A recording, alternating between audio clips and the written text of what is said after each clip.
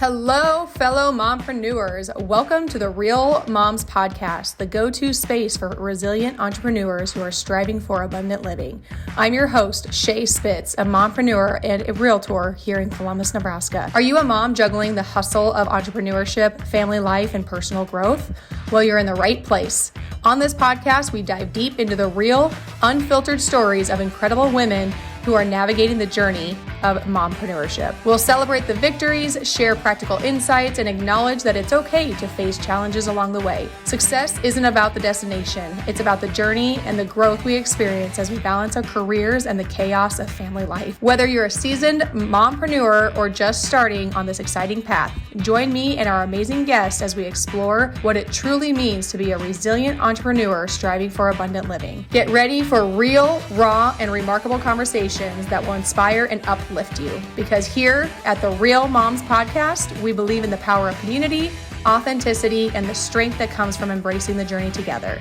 So grab your coffee, find a cozy spot, and let's dive into the world of mompreneurship. This is the Real Moms Podcast, where we celebrate the hustle, honor the struggle, and thrive as resilient entrepreneurs living abundantly.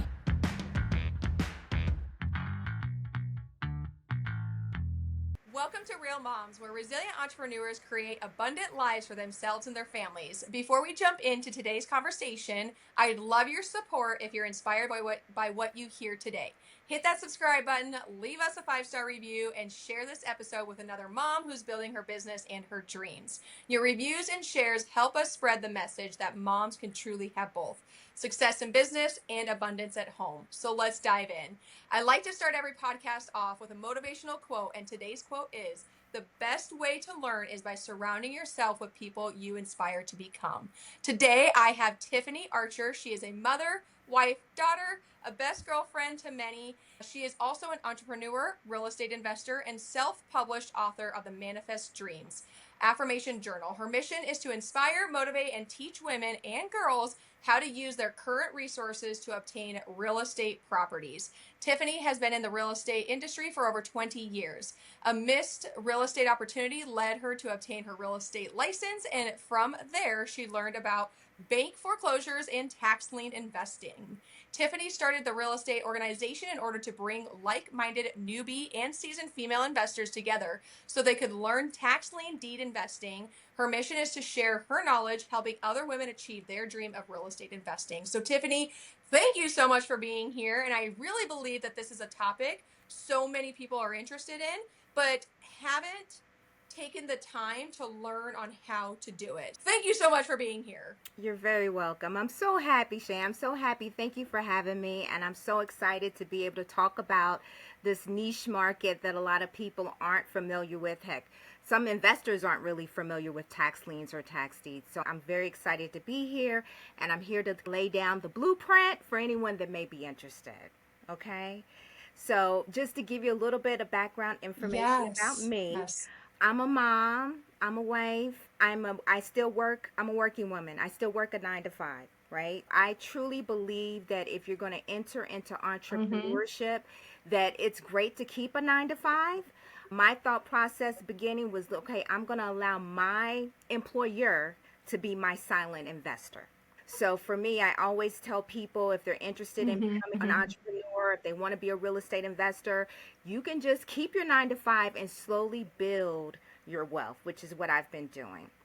So I've been a flight attendant for several years, about 21 years. I got my real estate license actually when I was flying. I was on what we call reserve. So I was on call, and I would go to school, and I got my license doing that. And then after that, I transitioned into working for Coldwell Banker and Keller Williams, some of the familiar names, working with first-time home buyers. But my goal and my dream has always been to be a real estate investor. That's where my heart lies. So I transitioned into bank-owned properties. I got on with a broker. He taught me everything. I learned a lot about foreclosures. And then COVID hit. And when COVID hit, it changed a little bit of my trajectory. I still wanted to be a real estate investor, but I was up against a situation where I was about to be laid off from my flying job. And because I was a real estate agent working in the REO market, which we deal with bank owned, we weren't getting any listings. So therefore, I wasn't able to have listings for my investor clients. So I pivoted a little bit, which Right. is fine.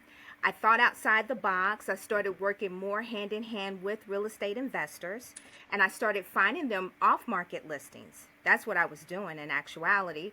And then from there, I started buying my own investment properties. I ended up doing a course, learning about tax and tax deeds. And then from there, I just took the leap and got my first tax lien property. I actually paid $2,500 for my first investment property, which is unheard of. I didn't even think it was possible, right? Crazy. Yeah, so from Right. there, I was like, okay, Mm. I can actually be an investor. I don't have to have a huge, insurmountable amount of cash. I can actually buy properties. And the good thing about tax liens, I know we're going to talk a little bit more about it specifically, but the good thing about tax liens is that when you obtain the property, it's mortgage free. So you no longer have a mortgage on it. And you Yep. can do it at your leisure, and it doesn't require a whole lot of money. Like I said, I got my first house for $2,500. So that was the start of Wow. my whole Wow. investing So career.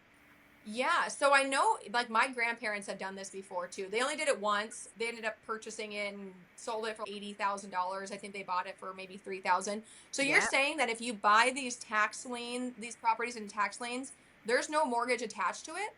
None whatsoever. So what happens is every city, every county, when you buy, let's start from the beginning. When you become a homeowner, you have to pay your property taxes, Yeah. right? So these tax lien properties are Right. people that have defaulted on their property taxes, okay? So what happens is once you Right. default on your property taxes, the city or town wherever you live, they're going to send you an insurmountable amount of notices to get you caught up. Hey, reminder, pay your taxes, pay your property taxes.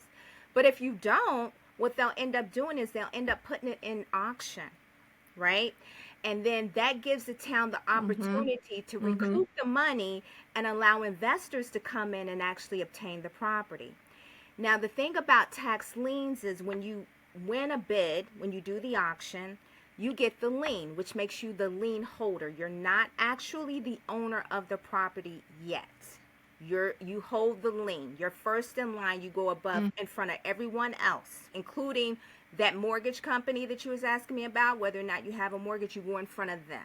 And what happens Yeah. is if the person they Wow. have a Interesting. Okay. yeah, so they and the individual, the homeowner, has an opportunity still to pay back those taxes, including the amount that you spent bidding on that lien. They pay that back as well. They have an opportunity to do that. But if they Mhm. don't pay it within a set time period, which they call the redemption period, then you, the lien holder, has an opportunity to foreclose and obtain the deed for that property. Does that make sense? So what happens is after Wow. So you, just even after that one time purchasing, that's it. Now I sorry, I in think we have a delay, but just go that ahead. one time purchasing? Really? Wow. Yeah, yeah. So what Oh, no, go happened? ahead. Go ahead. So what happened with my first auction? I did Indiana, Lake County to be specific, because it was affordable for me. And registration for Lake County, Indiana is $600. So I went on, and that's actually the starting bid, right? And you obtain the property by bidding on it, and whoever the highest bidder is gets wins the bid. So what happened was is I bidded on this particular property. It started at 600. It landed at 2,500. I became the highest winner within the time frame because they have a clock because you're actually bidding. And then once I became the lien holder, right? Then I had to wait 4 months. And after 4 months, when the person did not redeem the property, I foreclosed on that property and received the deed to that property, and it wiped out everything. Any of the previous prior debt was wiped out. It's crazy. I know. Wow. Wow. I know. It's That is crazy. that is so wild. Y- Okay, so these tax liens, I'm sure every city, county, things like that are a little bit different, but where do people find these tax liens and how often do these tax liens happen? Yeah, so you're across all 50 states. Every state has tax liens and tax deed properties. You would have to find out whether the state was a tax lien or tax deed. So let me give you the difference. A tax lien property is a property that a person has defaulted on their taxes, but if it's a tax lien state, you become the lien holder of the house for a set period of time. And if the person does not redeem, then you can foreclose and become the property owner. A tax deed property, when you do that auction, you actually become the deed holder. So if you win the bid that day and you're dealing with a tax deed state would be a place like Philadelphia. That's a tax deed state. So they have auctions. Their auctions are online. They have them every month. There is a registration fee. I think that's $1,600. If you bid on the online auction for Philadelphia and you become the highest bidder, you win that property that day. You are the actual owner. You get the deed, right? There still is a redemption period, and I believe for Philadelphia, the redemption period is 9 months. So you still are the owner, but they do have 9 months to pay back whatever they're owed, including paying you back. But if they do not, you maintain keeping the property. So every state is either going to be a tax lien or a tax deed state. So I would recommend that if you were starting out, I would Google whatever city or county that you're interested in investing in, find out if it's a tax lien or a tax deed state, right? And then after you get that information, Right. then I would contact the tax assessor to find out their registration period, to find out when they're holding the auction, to find out whether or not the auction is in person or online, because some auctions are in person still, but the majority of them, I believe now, are online. Some auctions happen every month. Some auctions happen once a year. So you would have to do your due diligence to find out from the tax assessor. Sometimes they'll give you a link because they'll have it on their site on when it's happening, the registration. You also want to Google the redemption period time frame because every state is different. In Indiana, that redemption period was 4 months. In Philadelphia, that redemption period is 9 months. Okay. In New Jersey, the redemption period is 2 years. Right. So everyone is different. Every state is different. So you do have to get some additional information. But after you get all that information, how to register, if it's online, they'll tell you where the delinquent list is. Sometimes they'll send it to you, or you can just pull it off their website. You'll go through the property delinquent list, and you'll just basically choose which house you're interested in. You still have to do some due diligence in finding out where the house is located, Googling it. If you know someone that's in the area and you're not, you can pay them to find out, like to take a look, because sometimes you want to make sure that there's still a house on the property if it's extremely old. There's different things that you can do to get yourself ready, but if I was to start today and I was brand new, easy steps would be just Googling whether or not you live in a tax lien or tax deed state, or choose a state that you want to invest in. Get in contact with the tax assessor. Get the information on when the auction is happening, right? Find out when the redemption period is. Find out what the registration is. And then get the delinquent property tax list and go through it. And that's basically how you can actually get started. Now, the good thing about tax lien and tax deed investing is that it's low risk. So if you don't get the property, you actually get interest on the money that you invested, which is a win-win situation. And it's just great because you can get your feet wet and test the waters a little bit without necessarily having to have any major restrictions or consequences behind your actions if you're starting to invest. So let's just say the house that I bid, $3,000, 10% interest on top of that is $300. So after the 4 months, If I wasn't able to get the house, I was going to make $300. So I was going to still walk away with more than what I started with, which is a beautiful thing. And that's it. I hope that makes sense. It's not difficult and it's definitely not complicated whatsoever. Bring the two together. So you obviously had a lot of that information already said that you were talking about the tax liens and stuff. So we could just pick up from there then. Okay. Sounds like a plan. Oh, yes. So it's interesting because the tax liens in our area, I'm pretty sure they only happen once a year. And I don't Mhm. even think that they do them online. Have you ran across that before? Yeah, like I said, there different states have different frames when they do them. Like I said, even in New Jersey, they have 2 years that they do the whole redemption Mm-hmm. period. But they can some do, like you said, some do once a year for the auction, some do once a month. Like in Florida, they have auctions that happen once a month. And so does Louisiana. So you have to find out which city and state offers the time frame that they're offering it for and the registration period. All those things are a part of like your due diligence because like I said, every city and state is different. Yeah. I chose to Interesting. Yeah, it is different because go ahead, I'm listening. you chose what? No, I said I chose to invest outside of where I live because I feel I don't necessarily have to invest in my backyard. So I chose Indiana, which is not where I live. I chose it because of the convenience of the redemption period. It's a very short time frame for for redeeming, and then also I chose it because it was affordable, right? So it just depends on what your Right. situation is, what you're looking to do.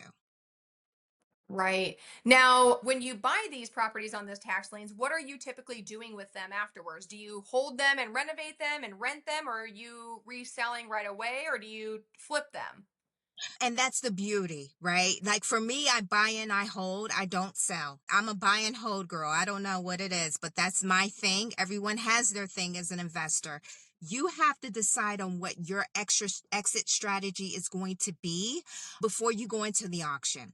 The beauty about it is that once you obtain the property, you can do whatever it is you want to do. You can hold it and not and say, I'm gonna wait a year before I decide what I want to do with it.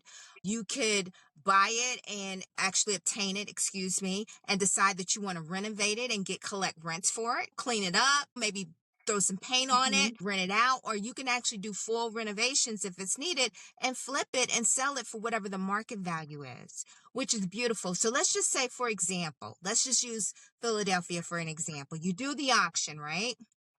Let's say the registration is $1,600, right?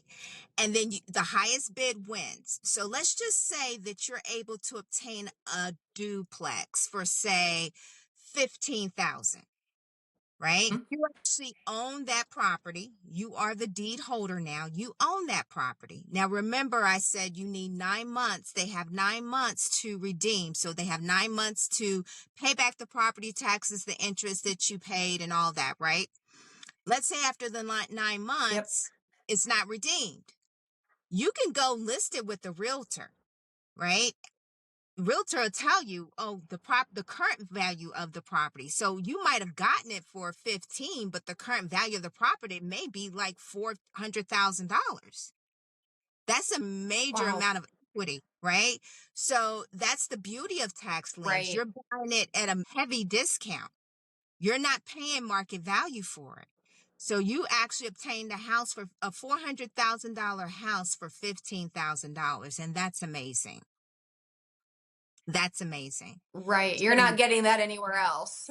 no, you're not. And you don't have to, you can be in a different state and still do this. You don't have to ever step foot in the property.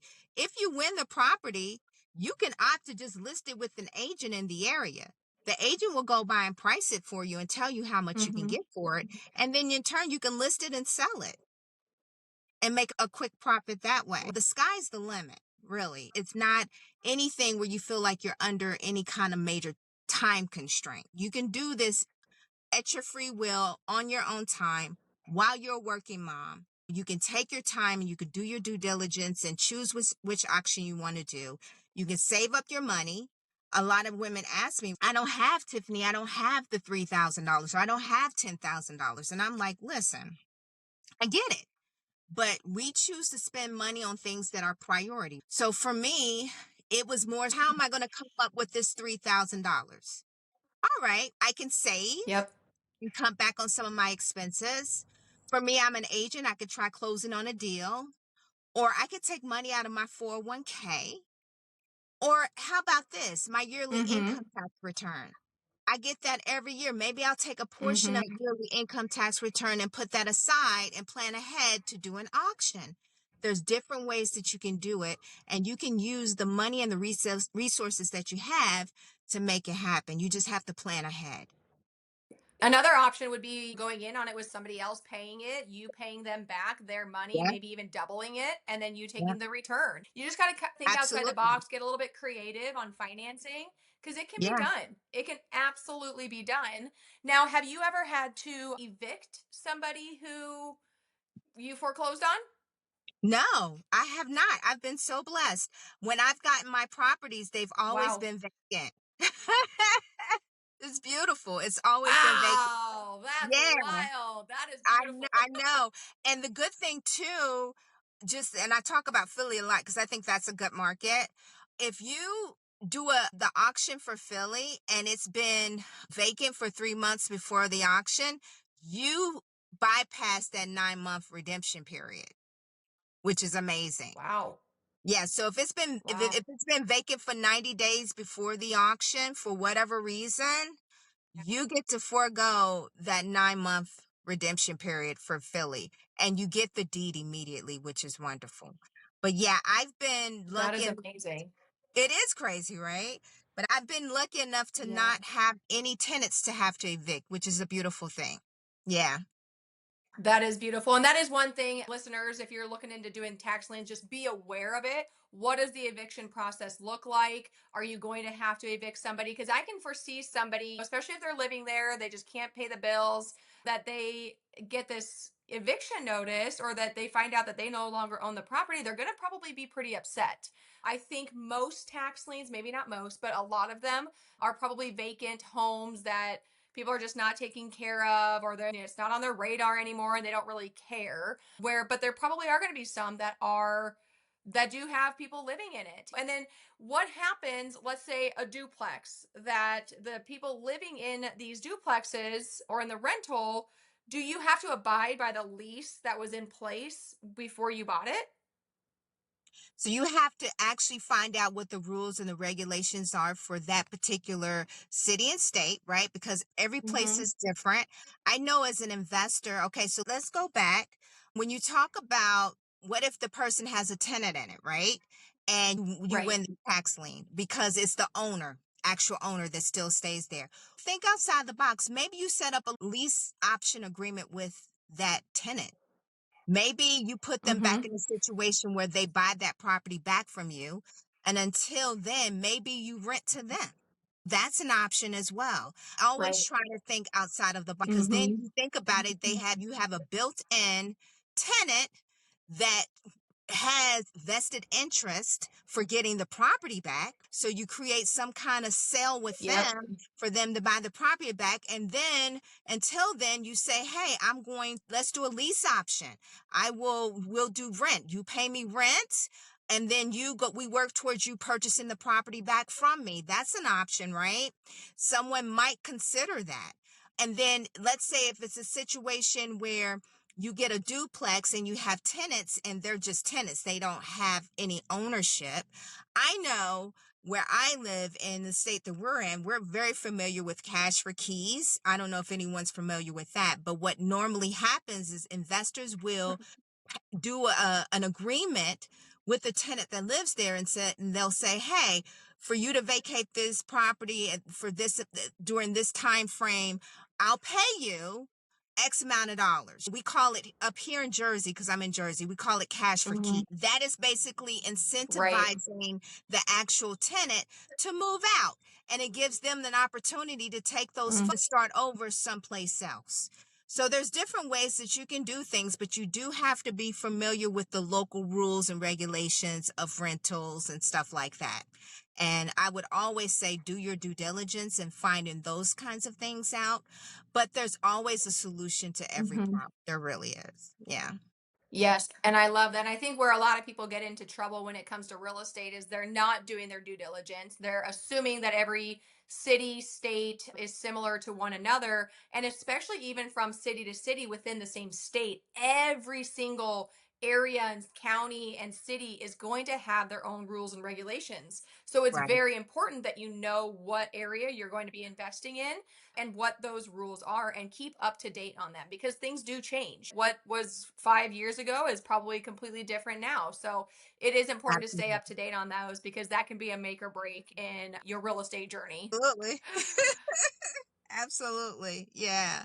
Yes. And Tiffany, you said that you hold all of your properties. So do you have rent, do you keep them as rentals, and then how do you manage them, and then and tenants and all of that if it's not the same state that you live in?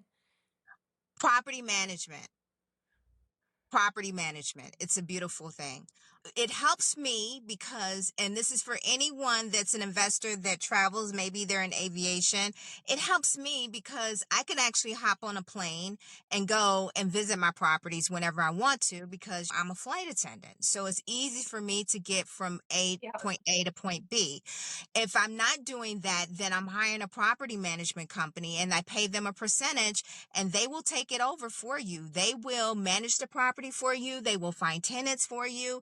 Sometimes you have to pay them 10%, but there are different things and different ways that you can do in regards to managing your property with you not necessarily having to be there in person.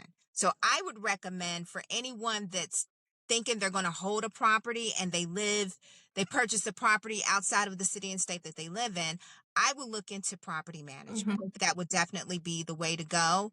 It saves you a lot of time and a lot of headache. Yeah, absolutely. Yeah. Absolutely. Tiffany, I know that you created your own journal. Is that correct? I did, Shay, I did. That So is we're awesome. Tell me about that. I feel like as beings, we're all multifaceted. I'm a mom, but I'm not just a mom. I'm a flight attendant. That's what I do. That's not who I Mhm. am. I love real estate. That's another passion.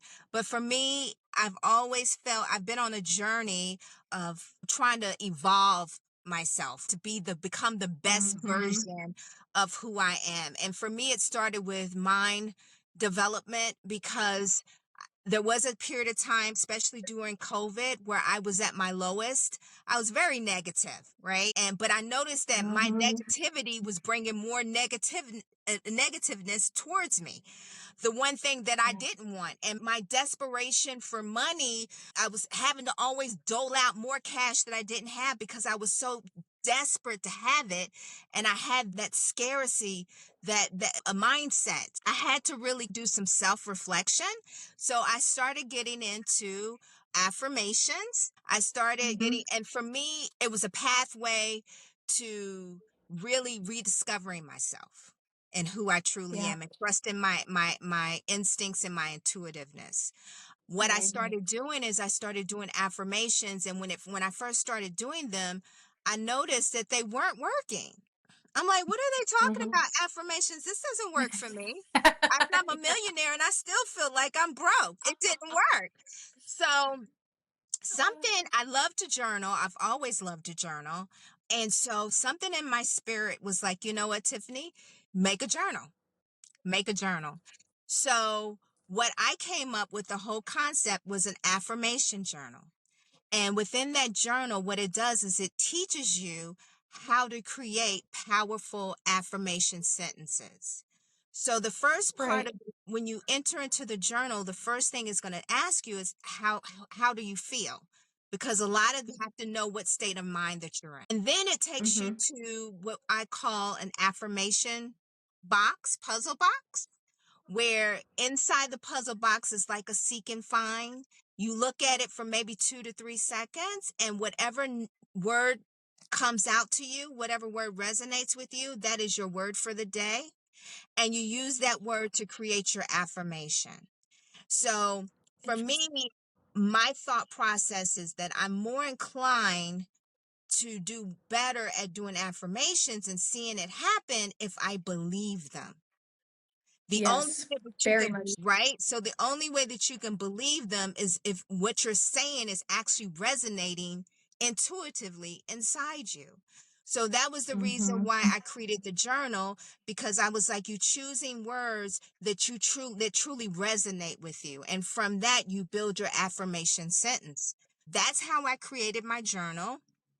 And what happens is once you accumulate so many affirmation sentences, then you can take that information and turn it into an audio, which is pretty cool.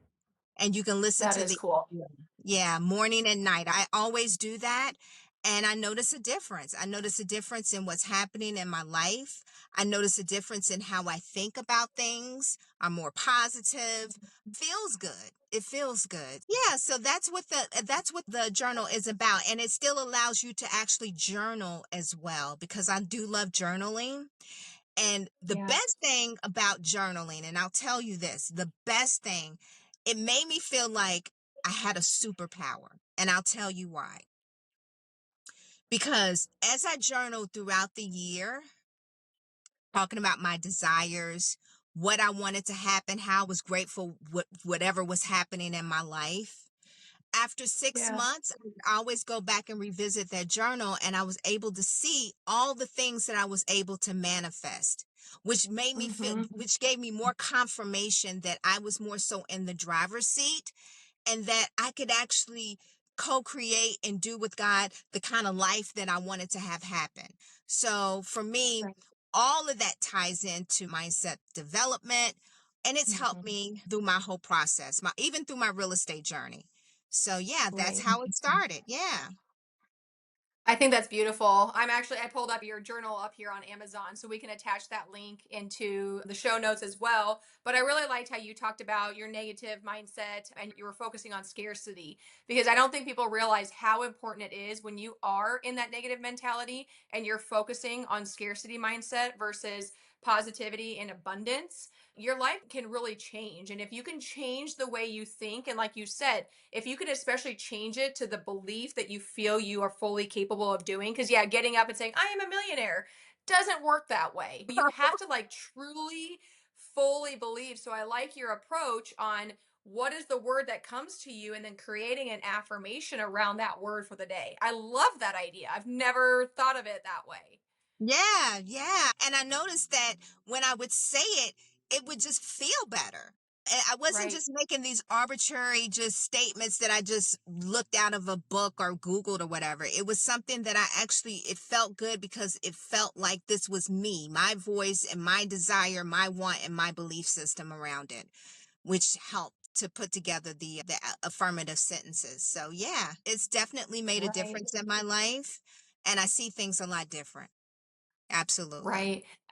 That's beautiful. That is beautiful. So, Tiffany, how can somebody get a hold of you if they want to learn more? Because I know that this episode was maybe a little bit glitchy. So, I Yeah. hope that it ends up coming full circle. But if people want to learn more about these tax liens and want to get a hold of you, how can they get a hold of you? So I'm on social media. You can find me Real Estate Rebel in Heels is my YouTube channel that I just started. I'm excited about that.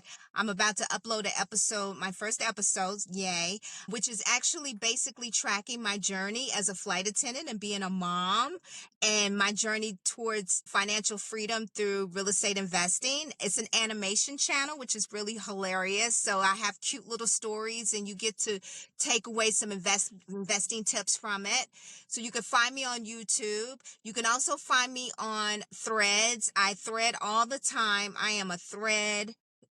Oh my God, I love Threads. I think it's like the best thing since chocolate milk. I'm on Threads constantly. So you can find me under Real Estate Rebel in Threads.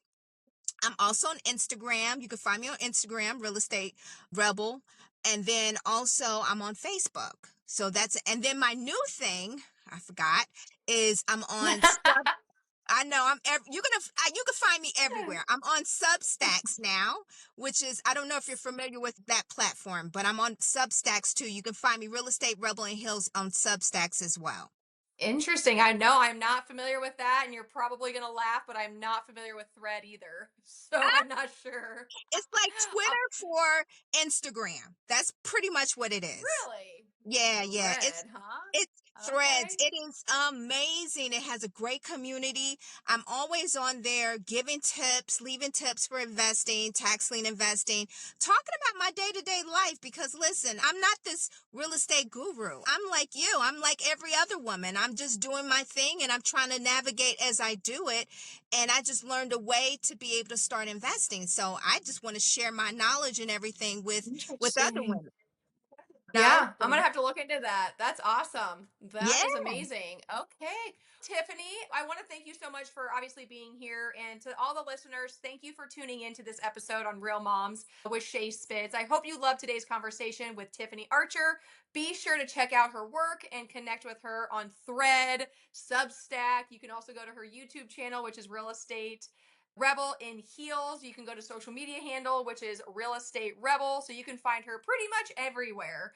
And as a reminder, if this episode encouraged you, please hit that subscribe button, leave us a 5-star review, and share it with another woman who's building her dreams, because your support not only helps this podcast grow, but it also helps incredible women like Tiffany Archer to get their stories heard, and then also learning from her story and everything that she's had to offer as well. So remember, you are resilient, you are capable, and you are made for an abundant life. So never hesitate to reach out. I want to help you however I can. And until next time, keep going. You've got this.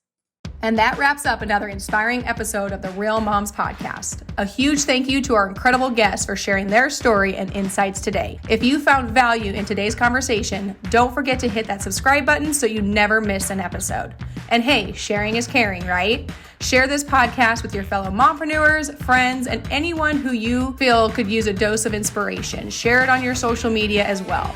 But most importantly, if you found this episode helpful, please, please, please leave me a 5-star review. This helps get our information out to those who have never heard or seen us before. Are you feeling inspired and you're sure that you could add some value to the podcast? Shoot me a message and let's talk. We love hearing from you. So connect with us on social media. Tag me at Shae J Spitz. That's ShaeJSpitz. And share your thoughts and takeaways, or even suggest topics you'd like to have us explore more in the future episodes. Remember, you're not alone on this journey. Your resilience is your strength, and your pursuit of abundant living is truly remarkable. As always, keep thriving, keep growing, and keep embracing the beautiful chaos of being a mompreneur. Until next time, take care, stay real, and keep living abundantly.